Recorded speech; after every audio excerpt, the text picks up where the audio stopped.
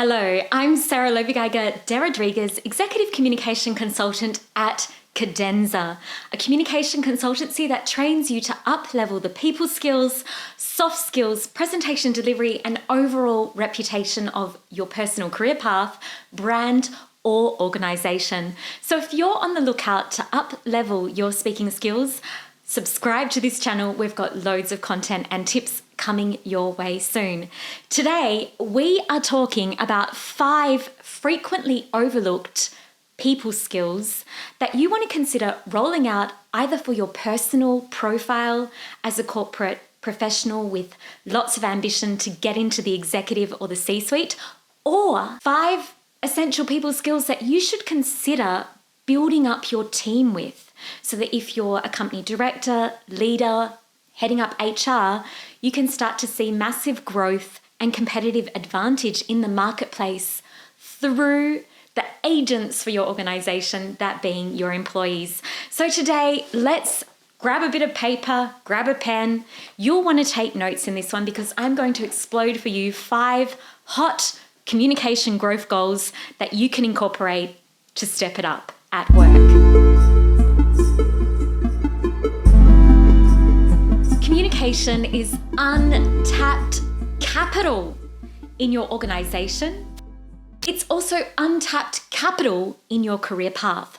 So whether you're an entrepreneur, an employee, a venture capitalist, a company director, or a junior entry-level employee, I can vouch without a doubt, with a lot of background and verified sources from the research base, as well as anecdotal experience running a business myself for a decade, that if you invest just a micro, granular communication growth goal into your professional life, organization, company, interactions, you will gain value. Today, we're going to talk about these 5 people skills that often get overlooked or may even be disregarded as things that are informed by our personality rather than growth goal areas. See, in my decade of work dealing with corporate executives, entrepreneurs, CEOs, and founders, I've noticed one common error, and that is people like to explain away communication barriers as their personality, their habitual temperament, things that were just handed out at birth, so that accountability drops. Today, I want you to stop, take note. Communication behavior is malleable, it is modifiable, and it is trainable. And the minute you start to realize that the behaviors that you're showcasing when you're interacting are not so much about your personality, but all about the tool set, the communication systems and processes that you've practiced incorporating across your lifespan. Once you realize that, we can have a conversation and we can move forward and look at the growth opportunities for your people skills, the growth opportunities in your team. So if you're a team leader, I want you to consider the workforce of employees you have that you're fortunate enough to have under your guidance, leadership, and direction. And instead of thinking that people are interacting in a certain way because that's just how Joe, that's just how Minnie, that's just how Ming interacts, start to think, my workforce interacts in this way because the tools that they have set up at this point today enable that. And if you see any gaps or breakdowns, or if you're just all round disappointed with elements of their people skills, their soft skills, their speaking style and delivery, I want you to instead consider this is not about their temperament, this is not about their personality, this is all about the equipment that I've given them to achieve or to fail in the interactions that they're facing. So let's get right into it. Essential people skill number 1 is the ability to self-regulate.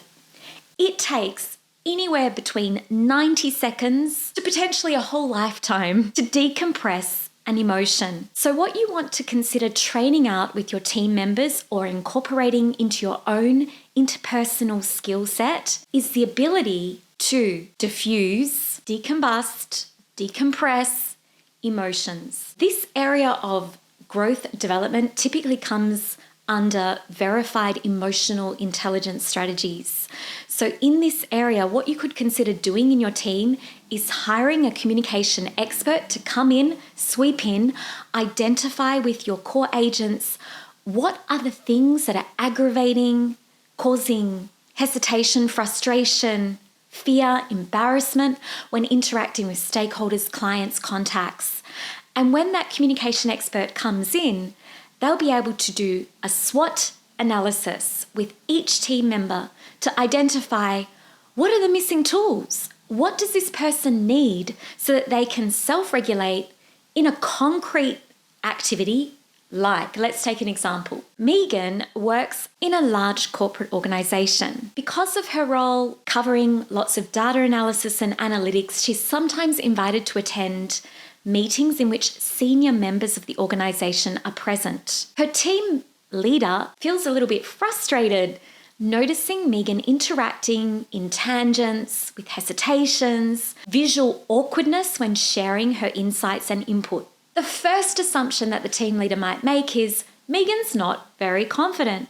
My argument would be Megan probably is pretty confident talking about topics that she's prepared for, speaking in environments where she feels at ease. What Megan needs is self-regulation skills so that she can insert the next essential people skill, which is the ability to speak logically. When your team members are feeling embarrassed, awkward, ashamed, uncomfortable, unaccountable, uncertain, self breaks down. And you'll usually see that through a plethora of speaking behaviors that would suggest that the speaker is illogical or not confident. So when we decompress and self-regulate our emotions to share our message, the outcome will always be precise and concise speaking, hopefully.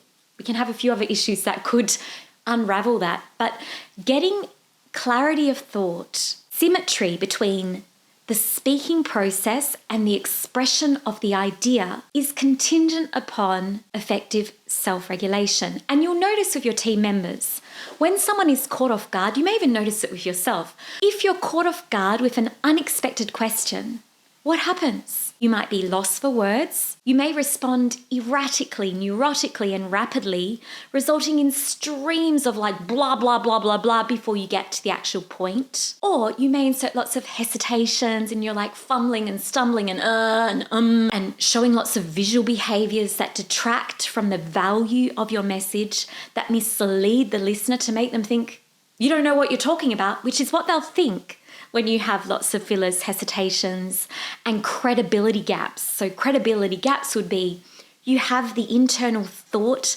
the idea somewhere in your neural network because you are a qualified expert and professional. I'm pretty sure of it. But something in the environment disrupts your self-regulation so that accessing that information or synthesizing that information gets disrupted, resulting in a disconnect between logical thinking and logical speaking. So the way that we combine the thought process with the expression of the idea verbally is to target self-regulation so that your team or you yourself are able to get clarity of thought in the heat of the moment, no matter the person, the environment, or the topic of discussion. Now, this is not about perfection. This is not about being perfect, which is where it's important to get some realistic understanding of how to sound more logical at work. It matters. I'm not here to make you feel uncomfortable. I'm just here so that you don't waste your time doing unproductive things to improve your communication in the workplace because, as I mentioned, work on communication growth and do it effectively, and you've hit the untouched capital and value that you probably didn't even realize your career path needed, your company needed, and your team needed. So let's talk about what can build up logical speaking skills that you can do either by working with an expert or consultant or, having a shot of it DIY yourself. A lot of clients ask me, Sarah, if I work with you through Cadenza services or through the C-Suite online program for emerging leaders, will you give me scripts so I know what to say? And We also know, with the emergence of ChatGPT, you can pretty much pop a prompt in and get a script. Don't do this. Don't write a script. Don't rely on an AI tool to generate content for you, because the nature of speaking is spontaneous. So if you're scripting every aspect of what you need to say, it's unrealistic, it's inauthentic, and it's not solving the gap between the logical thinking process and the logical speaking process, because the natural act of speaking does not involve me getting the question from my conversation partner, thinking, writing, or Googling, loading ChatGPT, and then sharing my verbal input in a sentence aloud.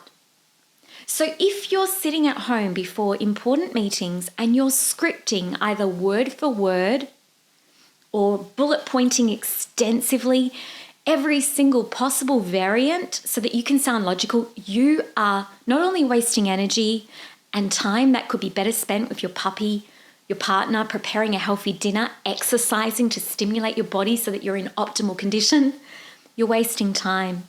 What you need is a system, an infrastructure that guides you through the time-based processes required to regulate in the heat of the moment, so that you can gain speaking comfort through a methodical process that allows you to decompress and regulate your emotions, and then builds a timely response to access a structure that scaffolds the logic of your message. And so here we're talking things like a templated playbook that you then insert info over, no matter the environment, the conversation topic, the goal that you need to achieve in the interaction, no matter those variables which are changeable, unexpected in many cases, and things that you need to be able to have a formula to respond to. And once you do that, you then open up the next people skill goal that's often overlooked, and that is tactical empathy.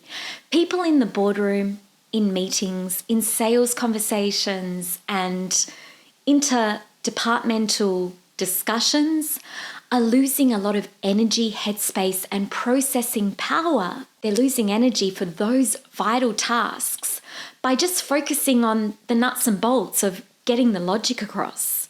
So once you have that ability to self-regulate, the logic infrastructure and the toolkit to guide systematically all messages so that they're concise and precise, you then free up so many spaces to start firing the things that really matter, the things that build persuasive messages, the behaviors and the nuances with the use of words, the devices that you can incorporate to build rapport, the approaches that you can use to be assertive while still retaining an interconnected relationship that's valuable with your contact, even if you're faced with, arguments that don't match what you think. Tactical empathy skills. You free up the neural network so that you can start processing on the tactical empathy skills that need to occur for you to achieve increased influence and connection with your team members and your colleagues or stakeholders. Tactical empathy is pretty much always overlooked in the workplace,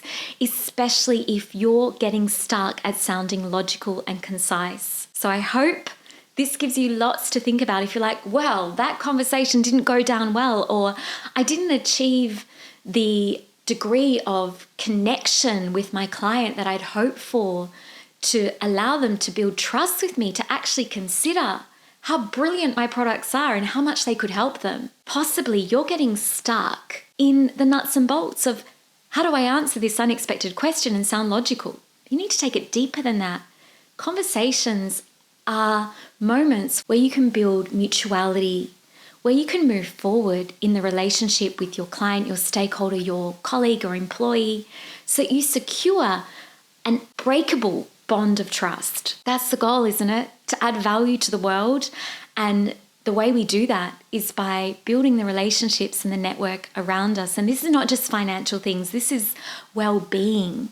Because if you're a leader and you're not thinking about tactical empathy approaches because you're so bogged down in the the labor-fronted tasks like this meeting, that meeting, the next meeting. Oh, I've got to say this, got to say that. How should I put it? You're ignoring the personal connection that you need that retains your team, that retains your clients, that gives value to your employees by seeing that the nature of their work actually has a lot more at stake than just the financials. You're not getting that chance to showcase the values and the ethics and the reason why you're in your organization and set up your company in the first place, if it's your own business, to have a social impact, because you're getting bogged down in the nuts and bolts. So we've got self-regulation skills, logical speaking skills, tactical empathy. This is a domino effect. Build on one and you're already moving into the next goal.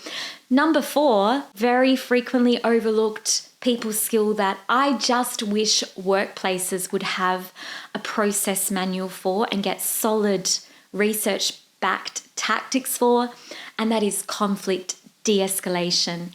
Ignore training your team in conflict de-escalation, or just check out of doing that skill yourself, and you're setting yourself up for a high churn rate. Conflict is inevitable. Most individuals are, as I'm sure you know, conflict avoidant, which results in, feelings of incompetence, dropping self-esteem, decreased capacity to have control at work in your employees. So you want to build up your team's ability to face conflict head on, to articulate rapid de-escalation strategies that retain and rebuild relationships when they're breaking down, and also to secure your employees' engagement with the work. Because if your staff member is experiencing too much high-level conflict, that then has an impact on their self-regulation skills if they don't have the tools to solve it, triggering increased accounts of burnout,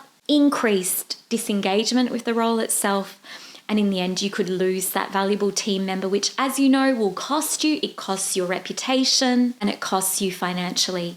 So definitely consider booking a workshop. You can reach out to me at hello@cadenza.co to target this critical, overlooked skill. This is something I do regularly with organizations and companies, even small teams, so that your staff members or you yourself have a prototype, bespoke, unified approach to addressing conflict in the organization, be it conflict with a client or stakeholder, interpersonal conflict with team members, to protect the value and the code of ethics within your organization and how you want to show up in the marketplace. Unresolved conflict, we have a lot of research on this. Unresolved conflict will harm your brand, especially when it concerns client dissatisfaction. If you don't have a simulated, speedy response that triggers what your customer expects from you in the resolution of dissatisfied attitudes towards service delivery or a product, this will increase negative word of mouth, which is your reputation and competitive advantage in the industry. So get on it. Do not overlook it. Okay, growth goal number 5 that is frequently overlooked, especially in a team environment by directors, executors of HR development training programs, is presenting skills. Look, I don't want to make an assumption, but a lot of people spearheading their brand and organization often think, only certain members of the organization need to have the presenting skills. Those individuals that are at the visible front line of the organization need to have good presenting skills, and maybe even start to think, how do we appear for the media, and look at training and rolling out public speaking skills and media training with senior team members who are likely to be in the public eye. But presenting skills are vital at all levels of your team. And the reason for this is staff that speak well under pressure solve problems well under pressure. Public speaking skills tend to be like the last bastion, the final course of the smorgasbord of goals that every individual builds confidence in when it comes to their own view of their speaking ability. So if your team members, and chances are it's at least 77% of your staff will have glossophobia, fear of public speaking. So let's just take the math. Just consider how many on your staff, if it's 77% of the general public who experience fear and aversion to public speaking, such that they would just ultimately avoid it at all costs? How many in your team are feeling hampered by that speaking ability that's left unchecked? Equip your team with presenting skills at all levels in your organization, and you will see a massive switch in attitude that the individuals will have about their own personal ability to interact. So you can level up the people skills of your organization phenomenally if you tap into oracy skills. A lot of your analytical thinkers are more likely to be coding in the corner, exhibiting incredible internal logical reasoning and lateral thinking skills. If you just subtly put a bit of investment on their presenting abilities, you will see incredible growth in terms of the economy of ideas in your organization, the interpersonal connectedness of your team members, and also you'll start to spot, wow, we have some incredible thinkers who are brilliant capital, who showcase leadership potential, who I can build this company even more with. So just give them that skill to present, and they'll be able to showcase so much more of their ideas in team meetings, and you just won't believe that you didn't do it earlier. As I mentioned, staff that speak well under pressure solve problems well under pressure. If you notice your staff struggling and fumbling to get their thoughts out, never assume. Let's apply a neurodiversity affirming approach to how we see people speaking, their style of delivery, the nature of their way of expression. But don't be too laissez-faire and go, look, I'm going to tolerate absolutely every behavior in my organization because everyone communicates differently, which is true, they do. Instead, start to think, well, what are the missing tools? What are the missing systems that I could implement that will add value to my individual team member so that they can grow in their personal confidence about how they view their interaction style and actually get a toolkit to succeed, feel more comfortable. And the cause and effect of that is usually increased feelings of worth at work, increased engagement, job satisfaction, reduction in burnout, because what you're doing is you're slowing their overdrive. So every time your team member feels awkward, anxious, and hesitant interacting, that has an impact on their well-being by raising their stress levels, compressing them, putting them under pressure. And hey, if you're a leader and you want to get the best out of your team, invest in at least one of these 5 overlooked people skills, and you'll see massive growth potential getting triggered throughout your organization. I hope you enjoyed this one.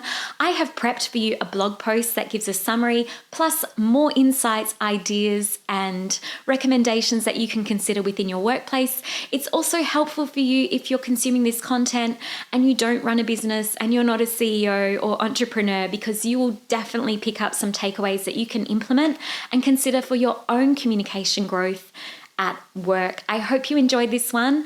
I vlog pretty regularly on content that will build up your professional reputation as an executive or emerging leader, and also sharing lots of ideas for your business in terms of how to enhance the communication among your team members. If you enjoyed this one, don't forget to give it a thumbs up, subscribe, check the blog post, and stay tuned to the very end because I've got something special for you that I'd love to share. Thanks so much for watching, and ciao for now. Your communication style can make, shape, or totally sabotage your ability to lead your team or even get into a leadership position in the first place. If you're aiming to develop into a growth leader, your communication needs to be exceptional, and I recommend you take your skills further no sooner than now by pausing this video and signing up for my on-demand leadership communication class for emerging leaders, so you can learn the levers to pull if you feel like no one recognizes your leadership potential. Hit the link below this video to enroll today.